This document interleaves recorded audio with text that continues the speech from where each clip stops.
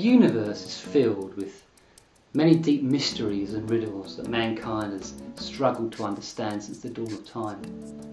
Is there a God? How did we get here? What's going on with Simon Cowell's hair? How come Keith Richards is still alive?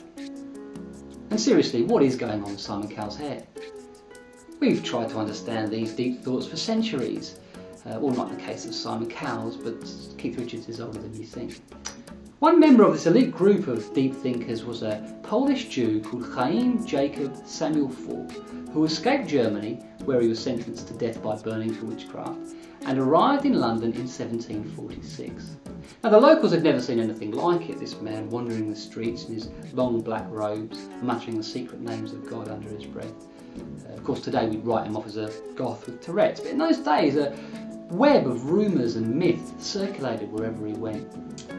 In his laboratory, where he spent many hours, it was said he could transform metal into gold, create potions that could cure illnesses and poisons. And it was also said that he underwent sexual experiments that could bring about an orgasmic trance. It wasn't this, however, that seemed to fascinate the local residents. It was instead the rumour that he was bringing about a golem, a being made from clay that through a series of spells he could turn into a living being. Unfortunately, this never seemed to come about, and save for the occasional odd smell and shriek of joyous ecstasy, nothing else seemed to escape the great man's laboratory. It was said he was a cabbalist, but he wasn't just a cabbalist. He was called Ba'al Shem, which meant he knew the secret names of God. He was a master of the secret names of God. Now, as far as mastery goes, that's probably the one I would choose, because it would seem that you couldn't really be tested on it.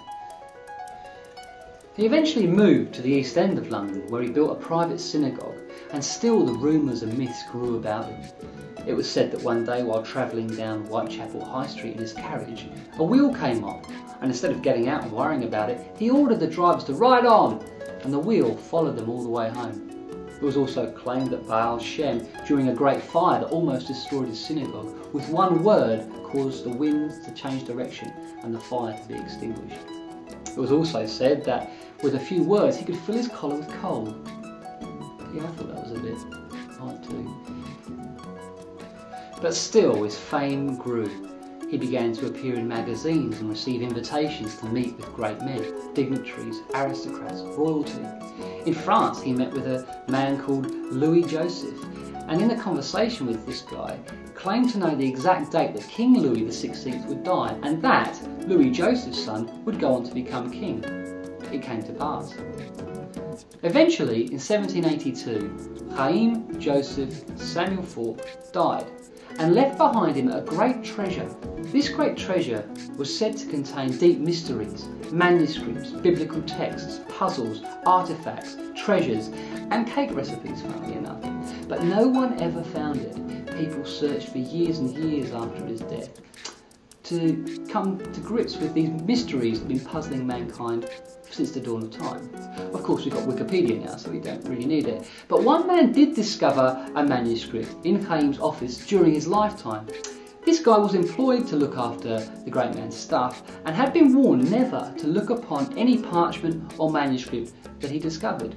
Well, I think you and I both know that he did exactly the opposite and took one home one night, opened it up and died within the day. Some tell tales, others rhyme, but I sing songs from the Hayyim Sea.